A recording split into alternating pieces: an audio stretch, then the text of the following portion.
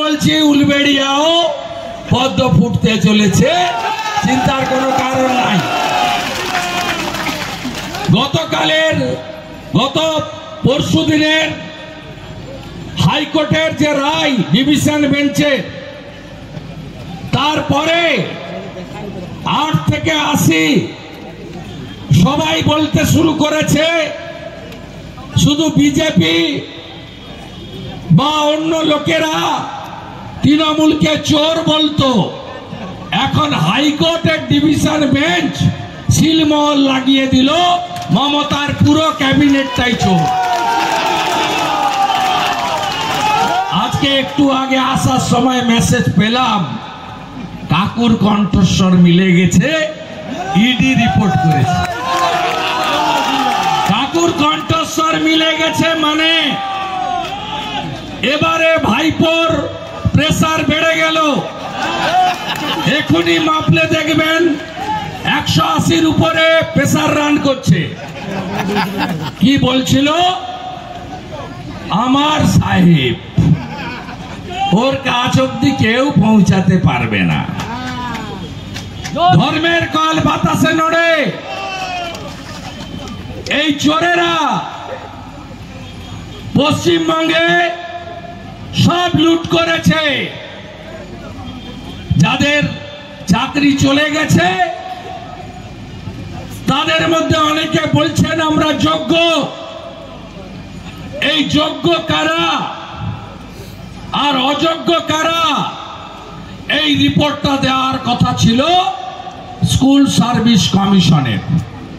তারা চোরেদের বাঁচানোর জন্য অতিরিক্ত পোস্টে নিয়োগ করা লোকেদেরকে বৈধতা দেওয়ার জন্য, দোকান খুলে টাকা নিয়ে নিয়োগ করা লোকেদেরকে বৈধ করার জন্য যোগ্য কে আর অযোগ্য কে এর তালিকাটা পর্যন্ত কোর্টে দেননি।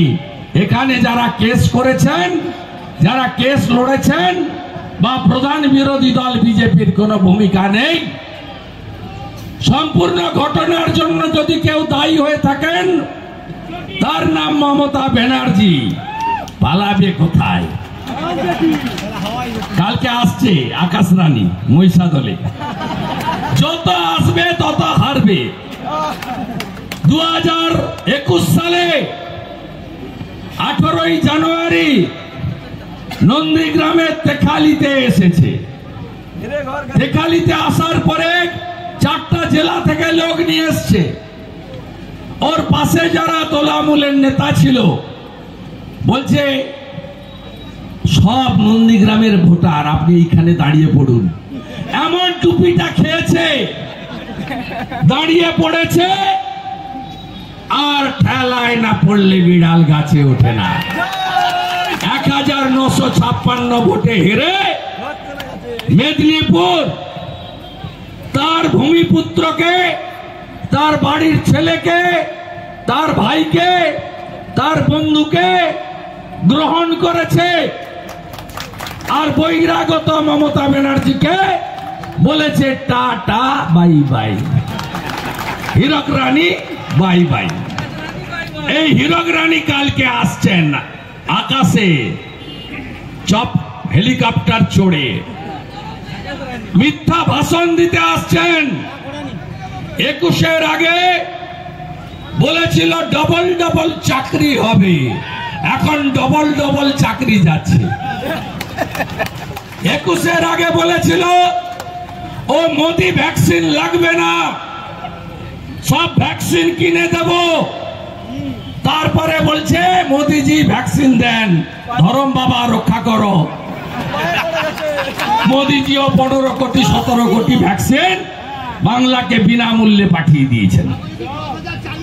এই মিথ্যাবাদী মুখ্যমন্ত্রী প্রত্যেকবার ভোটের আগে বলে 60,000 চাকরির নোটিফিকেশন হয়ে গেছে, এখন বলছে 10 লক্ষ চাকরি আমার হাতে আছে। এর কথা কেউ বিশ্বাস করে না।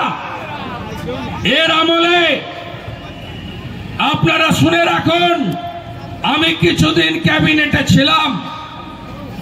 এই ডক্টর অমিত মিত্র বলে একটা লোক আছে, 6 লক্ষ পার্মানেন্ট পোস্ট অবলুপ্ত করেছেন।